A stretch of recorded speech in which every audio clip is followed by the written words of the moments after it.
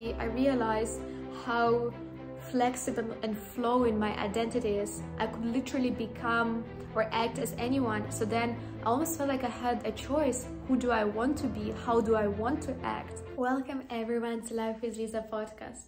Our mission at Life with Liza is to share people's stories and the challenges that they have overcome, so that those who are listening in can get the strength, the courage, and the hope to be their better selves.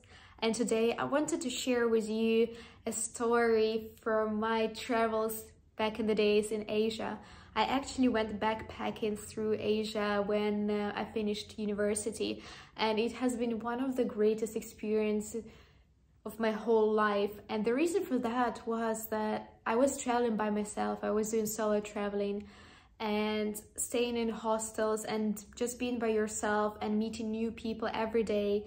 I've discovered that it is fascinating that when you're not surrounded by people who already know you, you literally can become anyone, because nobody knows you, so they're not putting you in a certain category or a certain box. And then when you meet new people, you can introduce yourself as anyone else. You can be, maybe if you used to be shy as a person, or maybe your friends know you as a shy person, but then when you are with strangers somewhere in the middle of nowhere in Asia, you can actually become this outgoing person. Everyone would think about you, oh, you're so outgoing. And the funny thing is that actually I realized how flexible and flowing my identity is. I could literally become or act as anyone. So then I almost felt like I had a choice. Who do I want to be? How do I want to act? And this is so interesting because most of the time we believe that who we are is so fixed. And I do believe that some things just come more naturally to us, but it doesn't mean that we cannot get better. It doesn't mean that we cannot change. And putting yourself in those circumstances where you're surrounded by the unfamiliar is so powerful exactly for that reason. Because when you are in the familiar environment, you act how you're used to in that environment. Your habit loops are just activated and you act without really truly thinking. Whereas when you're exposed to a new environment, you don't know what the hell is going on. You're so much more likely to be more aware and conscious and present in the moment. And also that is a moment when you get to choose how to act and how to be. And then you get to explore the sides of you that you have never even visited or you have never known they exist. And this is because you expose yourself to the new environment. So that's why it's so powerful, and that's something that I would encourage you to do. Expose yourself to different environments. Try new things where you feel like you don't belong, but because maybe you will find that you do belong there. If you've never ran a marathon, try signing up for the marathon and see, maybe you'll feel like home then afterwards with the group of people who ran marathons. If you've never been in Asia, go to Asia and just explore that country and see how you feel and how you act in the different culture.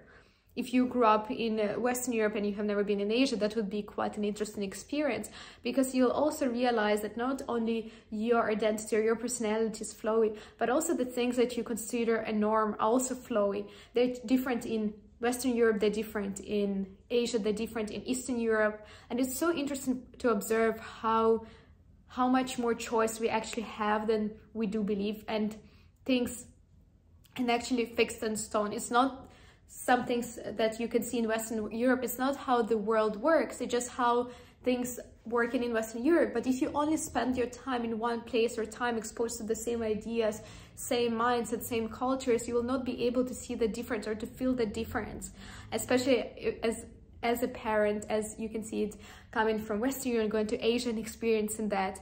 For me, it was so fascinating, and that was one of the goals of my life. I always wanted to get exposed to different ideas and thoughts and to be very open-minded, because I remember when I was 17, and I moved from Kiev, Eastern Europe, to Amsterdam, Western Europe, and I felt such a big difference.